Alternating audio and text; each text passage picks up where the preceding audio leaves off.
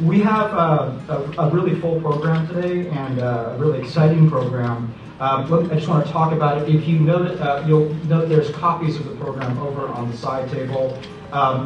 Immediately after the introductory remarks, we have a panel on stories featuring Professor David Rowe from the University of Utah and Professor Min Young Sung from Boston College, both who happen to be old friends of mine. 120 years ago, January, the first Korean immigrants, 102 people, came to the United States for farm laborers. They worked fingers to the bone every day to survive. We didn't have a country and go through a great deal of difficulties and adversities. Yet, history shows that we had the strength to overcome them with fortitude and the belief in a better future. Now the small village from the unknown land has grown into over 2.6 million from the 10th largest economy. More than 25% of them call Southern California their home.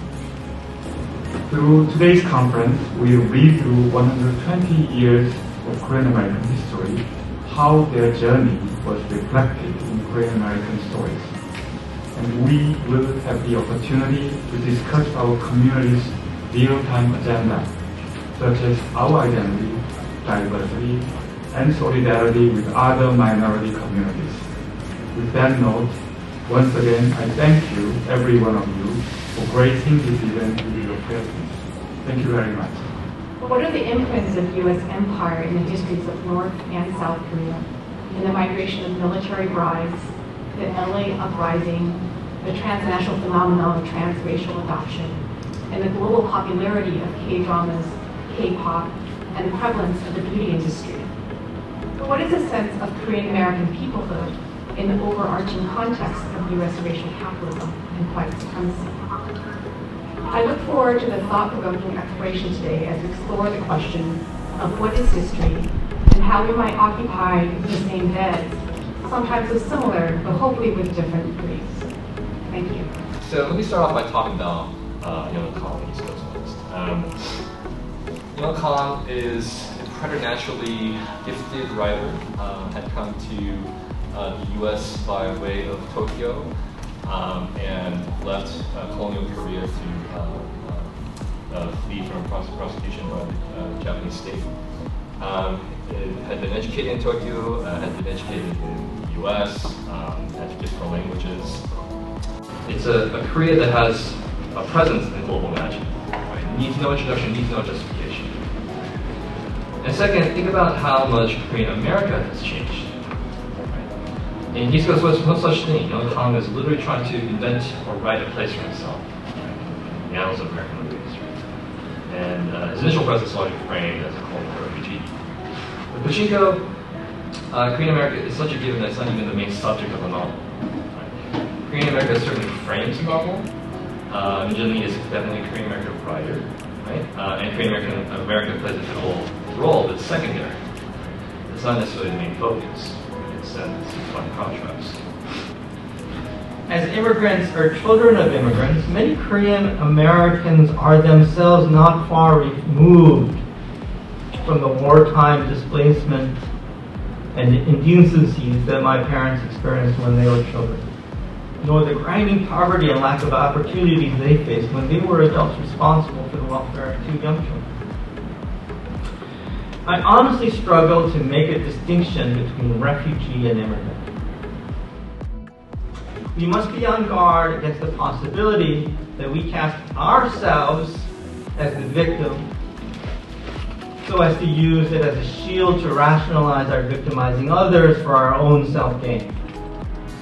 Our fears of bare life should not lead us to subject others to the same conditions or excuse our behavior when we do. Thank you.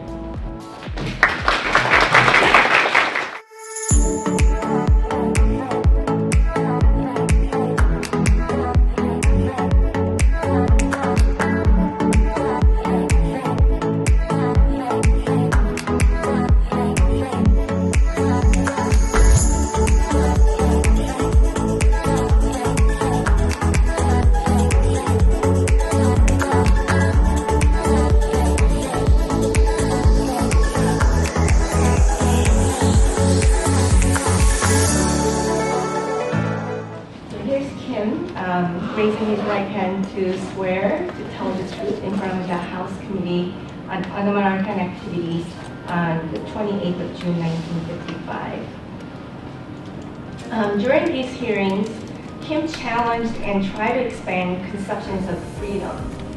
So I will end my talk by sharing with you my not-so-secret dream, which is that in addition to writing the biography of Diamond Kim, I love to turn this work into a 7-part Netflix miniseries starring as Diamond Kim. So if there are any future filmmakers in the audience, let's talk. Thank you. There were independence movement leaders who came to study in the United States, but also really to spearhead the Korean independence movement from the United States to fight against Japanese colonization. So there are more than these two, but I just wanted to highlight these two figures here. Syngman Rhee came to the United States in 1904. He came to further Korea's independence movement. So I hope that by thinking about Korea's trans-Pacific history as a nation and people that endured Japanese colonization, American empire, a devastating war, and ongoing U.S. militarization, I just hope that we can have a better understanding of the history and experiences of Korean Americans who are here today. That's it. Thank you.